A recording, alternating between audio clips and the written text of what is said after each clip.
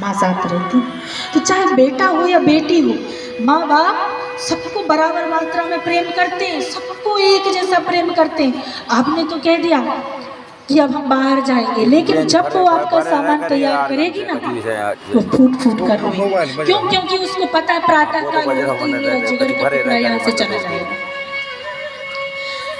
भले ही कहीं ऐसे नहीं जा रहा कि वो जा रहा है तो वापस आने का कोई समय नहीं, उसको पता है जाएगा, पढ़ लिख कर हमारा नाम ऊंचा करके आएगा, हमारा नाम रोशन करके आएगा, उसे मालूम है। लेकिन उसके मन का भाव, उसका प्रेम, आप साधारण सी बेटी को ही देख लीजिए।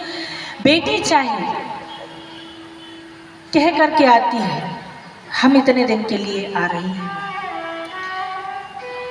एक पिता के घर में जन्म ली, वही पली बढ़ी, आंगन में खेली, और वही जब पराए घर चली जाती है तो उस पिता से मिलने के लिए उस बेटी को सारे ससुराल वालों से परमिशन लेनी पड़ती है।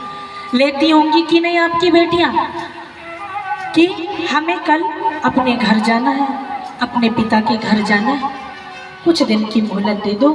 वहाँ से पहले ही, भेजने के पहले ही आने की तिथि निर्धारित कर दी जाती है कि 2 दिन बाद या 4 दिन बाद आना है। और यदि एक दिन वो माँ और पिता के कहने पर एक्स्ट्रा भी रुक जाए ना तो ससुराल में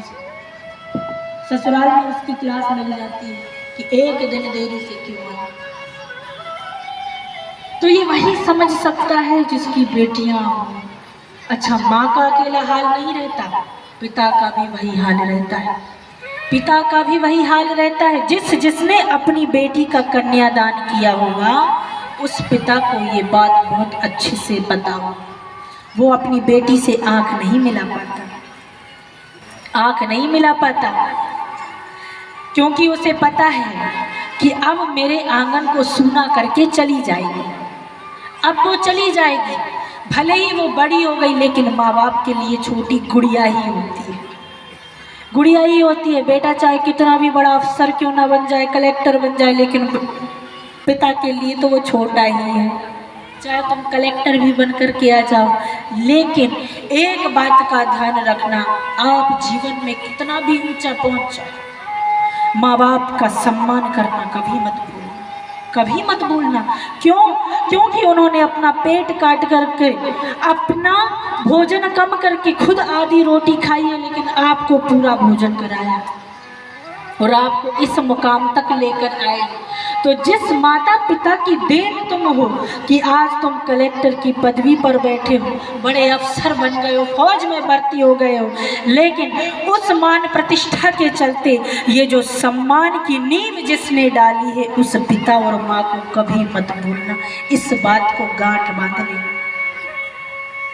आज राजा दशरथ के मन में वही बेचैनी हो रही है कि आज मेरा राम यहाँ से चला जाएगा। इतने वर्षों बाद मैंने उसे अपनी गोद में खिलाया और वो मुझसे दूर हो जाएगा। राजा दशरथ की आंखों में आंसू आ गए और मुनिवर से कहते हैं, मुनिवर, राघव को